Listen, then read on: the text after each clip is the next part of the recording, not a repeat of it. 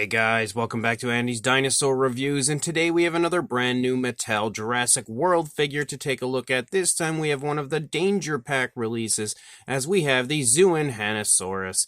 This was actually a figure that wasn't in my area, so luckily I have good friends like Plush Boy Q, who was able to hook me up with one and allow me the opportunity to enter it into my collection rather than searching for months to get one, because so far, these are only showing up at Best Buy here in the United States. So if you do have a Best Buy near you, that's the place to go currently to look for this. But that's the only place so far that I've heard of that actually has had these figures. And my Best Buy is absolute garbage. So the chances of me finding them are pretty slim.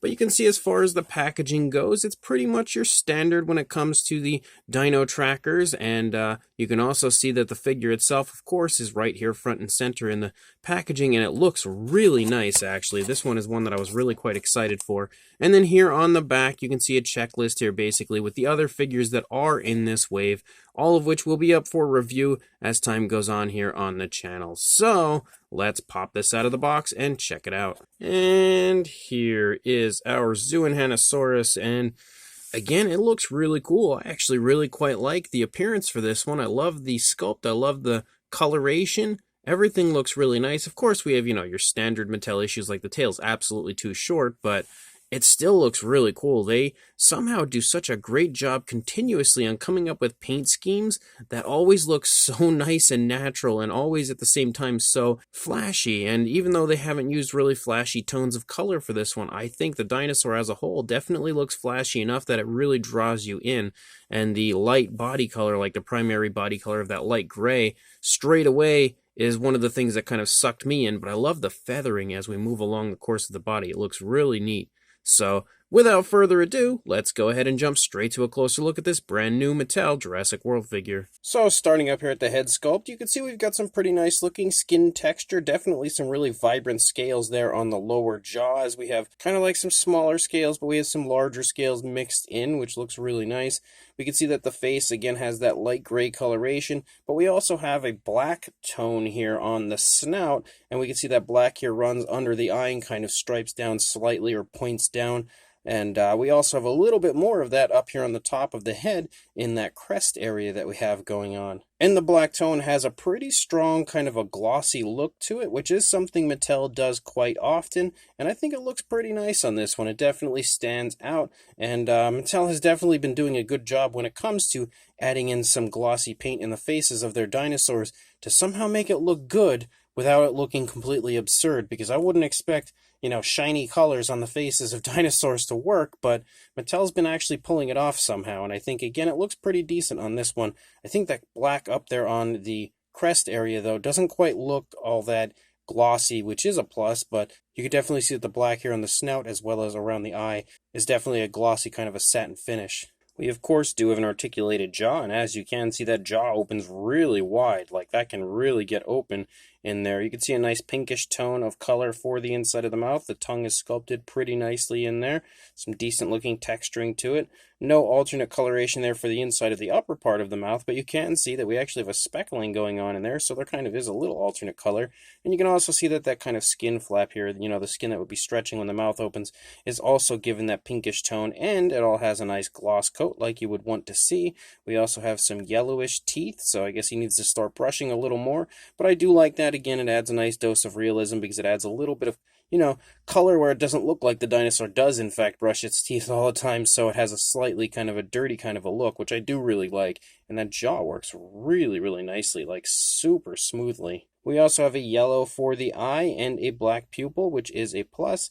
As we begin to move back here into the body, you begin to see some feathering picking up, and we have kind of scruffy, almost like emu-style feathering along the course of a large portion of this figure, which is also something that's really cool because we don't get too many feathered dinosaurs from Mattel. They are starting to increase those feathered dinosaurs, but we haven't had too many so far. But you can see the feathers actually look really nice as far as the sculpt goes, and you can also see that we have a brownish tone for those feathers. One interesting thing, though, is that as you move down here into the neck, you can kind of see the feathers running along the upper part. They actually taper off briefly, if we move the head down, you can see they taper off briefly and we have more of a skin textured look. You have more of the skin here moving along the underside of the throat as well, but they all have the brownish tone. That whole area has the brownish tone that you see for the feathers. So they didn't differentiate the color here between the two areas right here in this particular spot. They, of course, have done it here. They've done it back here. But in this area, they just gave everything that brownish tone, which I don't know if I like that or I don't like it. I kind of think it looks nice. Like, it definitely has a really cool visual to it, but I don't know if it makes sense as far as the same color there for the feathers running along the course of the neck. But I'm no professional when it comes to the coloration of animals, so, maybe it does. But it definitely has a really cool look, and you can also see that the actual detailing of the neck and throat looks really nice. As you move down into the body, you continue to again see the feathers moving along here, leading up off of the back. You can actually see them sticking up off of the spinal column a little bit right there. The feathers also lead down here into the arm quite a little ways, but they do disappear right around the elbow area. You see them kind of taper off, and then you have the rest of the arm again is that brownish tone, but you again have a skin textured look for that area. And you can also see that the fingers are sculpted nicely. The nails are as well for the most part when it comes to what fingernails usually look like on a Mattel figure. Of course, no nail paint, but when it comes to, danger packs, attack packs, things like that, you usually don't get nail paint. But we do have articulation in the arms. We actually have articulation in the neck too, which I kind of moved it there, but didn't mention the fact that we have articulation in the neck, and it works really nicely. You can definitely turn it all over the place to get some nice poses for your Xuanhanosaurus. But as we move back up here into the body, you can again see some nice looking texturing to the skin here in the stomach region. You see we return to that light gray coloration, and there are definitely some speckles here throughout the course of that area. Like, that is really nice looking skin texture. And as we continue to move along, you see the feathers still leading along the back of the dinosaur, but you can obviously see them heading up and diminishing as we continue to lead out the course of the dinosaur, and they kind of taper off and disappear before we reach the tail. So then at that point they are gone entirely, and we are now back to a skin texture for the remainder of the body. But you can see that we have some nice muscle definition in the thigh area. There's also some more bumpy scales in that area. You can pick up on that kind of speckling there as well. As you move down, you have a really nice shot there of the kneecap. You've also got a nice calf muscle. And we lead down into the foot sculpt, and the foot sculpt looks pretty decent. Looks pretty much like you would expect when it comes to a theropod foot sculpt from Mattel. We have some nice scoots down the toes, and then again the nicely sculpted nails. The nails almost kind of appear to have a slight satin finish. Mattel does that a lot, where they'll give the nails kind of a little bit of a glossy look rather than giving them nail paint, and that one kind of has it, but it's not super obvious. As we move back up, though, into the tail, we might want to position that a little better. There we go. You can see that the tail, again, has more of those kind of clusters of bumpier scales mixed with that really nice-looking skin texture. As you move out the length of the tail, there is a slight curve you could see going on here with the tail, which that also looks quite nice. No real coloration or anything out here outside of the light gray, and again, that speckling. That's really about it that we have going on as far as the coloration for the tail. And then for the underside, you again also don't have any coloration aside from the speckling, and then again the areas of brown that do kind of creep down here onto the underside. You're not really going to see too much difference over here compared to what we had just seen on the first side, but I do like to check the eye. The eye looks like it's okay as far as the placement goes. No real sloppiness that I'm seeing on this one. Looks like maybe there's a slight chip of the brown taken out of it over here, but that kind of just looks like maybe a feather is missing, and now we can see the skin kind of shining through right there. But again, it looks really neat. Definitely has a very cool appearance. Really nice species choice on the part of Mattel.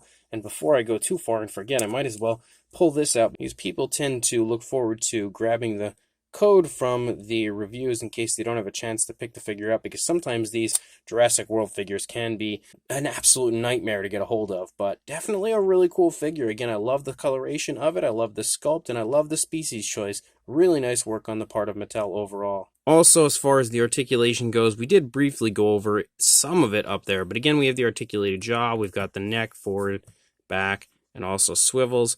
We also have the arms forward and back, we've got the legs forward and back, and then a swivel tail, and that's about it. There's no action feature, nothing like that usually when it comes to the, danger packs, but it does stand pretty nicely as well, which is a plus. As far as the size goes, it's pretty much exactly as you would expect at this point. So far into the Mattel line, we're very aware of how the danger packs usually size up, but if not, you can see it's about 7.5 inches or around 19 centimeters, and then for a height, you can see about 3.5 inches or around 9 centimeters, maybe a little bit over For a size comparison, there is Mr. Papo T-Rex, the Attack Pack Colovosaurus, and Robert Muldoon from the Mattel Jurassic World toy line next to our Xuanhanosaurus. And you can see, again, it's pretty much like I said, right there in the size range you would expect it to be. And I think the comparison that will probably help to show you that the most would be this one here next to a Mattel Velociraptor. And you can see they're pretty much the same size. And again, that's pretty much that, Wild Pack, Danger Pack, Attack Pack size range. They're all usually similar in that size range of like the Velociraptor sized figure, but you can definitely see again they're pretty much the same size. So this brand new Mattel Danger Pack Xuanhanosaurus is really quite nice. Definitely a beautiful addition to the Mattel line. Really, again, nice species choice. They've really been going obscure lately when it comes to their species. I guess mostly because they've given us so many of the more popular species in the past, so they kind of have to go obscure, but they've been going really obscure at times, and I think that's exactly what we have here with this one, as well as some others that are coming out from Mattel very soon. But I think they did a really good job on this. Again, it has a really nice looking sculpt overall, very nice, very vibrant detail. Again, really nice looking skin texture, but the feather detail is also quite nice and quite crisp.